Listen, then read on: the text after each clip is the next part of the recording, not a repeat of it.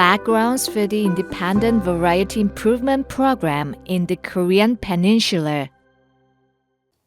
In this segment, we will explore the contradictory nature of agricultural modernization during the Japanese colonial period. Specifically, we will examine how, while the introduction of new scientific approaches and technologies brought certain productivity improvements, the colonial agricultural policies created dependencies, disrupted traditional knowledge systems, and established the patterns of resource extraction that continue to influence Korean agriculture long after independence. The independent research strategy was valid given the circumstances in Japan and Korea at the time. The model farm to promote agriculture had accumulated considerable knowledge and experience through nearly 20 years of variety adaptation tests and line selection experiments. Consequently, the costs required for breeding research had relatively decreased. Moreover, the social costs of independent breeding research had also decreased as irrigation facilities were improved and the supply of chemical fertilizers imported from Japan gradually increased. The second rice production increase plan accelerated these changes. While the first rice production increase plan, which ran until 1925, emphasized the farmland improvement, the second plan advocated farming improvement. The government general announced in 1925 the pursuit of the second rice production increase plan, focusing on propagation of new seeds that had been tailored for heavy application of nitrogen fertilizer. From the early 1930s, fertilizer-resistant varieties were formally introduced to the Korean Peninsula. New Japanese varieties such as Ginbos and Riku No. 132 became the main varieties in the Korean Peninsula in the early 1930s. In 1932, 5 lines from medium maturing Ginbos Suwon No. 1 to Suwon No. 5 were selected and distributed nationwide as recommended varieties. Riku No. 132 was designated as a recommended variety for the northern Korean peninsula between 1931 and 1932, gradually replacing Kameno-o, which had been widely cultivated in the northern regions. Alongside these efforts, full-scale artificial crossbreeding began after Kato's appointment.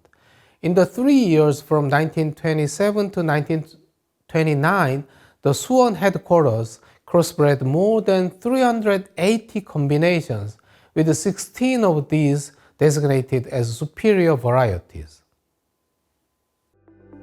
Southern Korea branch and the independent development of Korea bred new varieties. Since the new agricultural experiment station system aimed to breed varieties unique to Korea, developing varieties suitable for the Honam region, Korea's premier granary, became a paramount task. To this end, the Southern Korea branch was established in Iri, North Jeolla province in 1930. The establishment of the Southern Korea branch held significance beyond simply adding another branch. Considering the importance of southern plains in Korean rice farming, it would be understandable that the Southern Korea branch's breeding research became more important than even that of the headquarters in Suwon. Notably, the Southern Korea branch was constructed as a large-scale breeding test station, and contemporaries evaluated that it is rare, even in Japan, for a single test station to handle everything from the early stages of breeding to regional suitability tests. From 1931 to 1943, they created over 1,000 artificial crossbreeding combinations, with 175 completing trait fixation and receiving Nansen or Southern Korea numbers. In 1932, Nansen number 13, the 13th crossbreeding combination bred at the Southern Korea branch became the first Korean bred variety to be designated as a recommended variety. Subsequently, the Southern Korea branch bred 9 recommended varieties by the time of liberation in 1945. Considering that only one combination bred at the Suwon headquarters was designated as a recommended variety before liberation, it would not be an overstatement to say that the center of breeding research shifted from Suwon to Erie by the end of the Japanese colonial period. However, the varieties bred at the Southern Korea branch did not actually achieve the transformation of Korean rice farming during the colonial period. They began to be distributed to farm households after completing tests in the 1940s, but by then, Japan has initiated the Pacific War, resulting in shortages of labor and various materials, including fertilizers. Ironically enough, these varieties demonstrated their true value in the 1950s and 1960s after the chaos of liberation and the Korean War. After liberation, the Southern Korea branch was renamed the Honam Crop Experiment Station under the Rural Development Administration and continued to lead variety improvement. The legacy of Japanese imperialism on Korean agriculture, production increases, and exploitative practices. Japanese imperialism left profound imprints on Korean society. The agricultural sector clearly demonstrates this impact. Rice production on the Korean peninsula increased significantly. Comparing 1911 and 1941, while rice cultivation area increased by only 16%, total production rose by 40%, and per unit area productivity grew by 96%. Albeit temporarily, harvest exceeded 25 million seok in the late 1930s, more than double pre-colonial levels. This indicates that colonial era production increases primarily resulted from technological innovation, particularly variety replacement and new farming techniques, specifically extensive application of nitrogen fertilizer. However, Korean farmers did not benefit from these productivity improvements. Enhanced rice productivity in the colony was predicated on massive rice exports. As export volumes increased at rates exceeding production growth, Koreans paradoxically experienced declining rice consumption despite continuous production increases. For instance, while rice production in 1928 increased nearly 50% compared to 1912, exports to Japan increased by 86%, while Korean consumption decreased by 69%. By 1929, per capita annual rice consumption by Koreans was less than half that of Japanese citizens.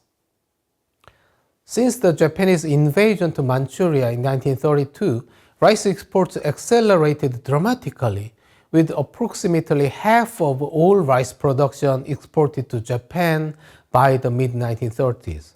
With the Pacific War's intensification, forced requisitioning and rationing were implemented, with requisitions amounts reaching 55.8% of total production in 1942 and 68% in 1943.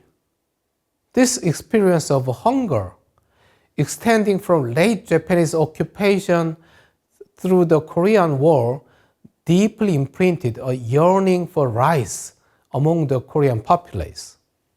Moreover, as production policies increased the farmers' investment burdens, individual profitability declined despite overall agricultural productivity improvements. A 1930 survey classified almost half of all farm households as extremely poor, struggling to survive the spring famine period.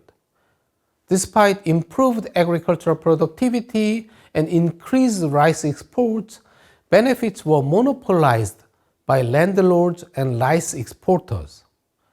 For tenant farmers burdened by tenancy rates exceeding 50%, increased production cost presented life or death challenges, frequently triggering tenancy disputes over variety selection and farming methods. Wartime austerity and the mobilization of nutritional science. During World War II, people of the Korean Peninsula had no choice as almost 2/3 of the rice production was exported. In the last stage of the Pacific War, when the demise of the Japanese Empire became apparent, the colonial authority rationed soybean oil residue as a substitute for real rice. To justify their excessive exploitation of rice, the colonial authorities claimed that eating white rice was harmful to health. Even after the war ended in 1945, the collective memory of the austerity and mandatory diversification of diet continued to influence Koreans in two ways. First, Koreans were exposed to scientific discourse that stigmatized the polished white rice, whether they believed it or not. Second, the memory of forced austerity traumatized Koreans and made them reluctant to accept alternative grains, including southern rice, the indica rice occasionally rationed during the war. In summary, despite significant increase in statistical figures, the costs and benefits were extremely unequally distributed at the individual level. From the perspective of the government general and landlord class, production increasing measures, including variety replacement, succeeded in achieving their objectives. Even in case new varieties failed in certain regions, neither the government general nor landlords suffered significant losses. However, when tenant farmers selected new varieties and completed a year's farming, no one safeguarded their livelihoods. Furthermore, even with difficult production increases, farmers remained impoverished as most benefits were expropriated.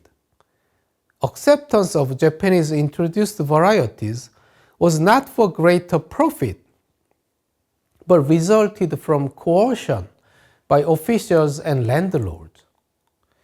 Ultimately, without resolving political and social contradictions, establishing a state that farmers could trust, and returning farmers' effort to themselves, variety improvements and farming technology innovations held little meaning for farmers.